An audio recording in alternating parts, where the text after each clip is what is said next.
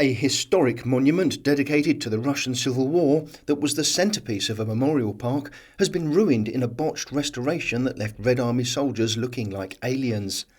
Council officials had decided that the monument to those who lost their lives during the Civil War needed a facelift after almost 50 years of being exposed to the elements. The defaced monument was the centrepiece of the Alley of Military Glory in the city of Kataysk in the Russian federal subject of Kurgan Oblast. It's dedicated to the victims lost during the fighting.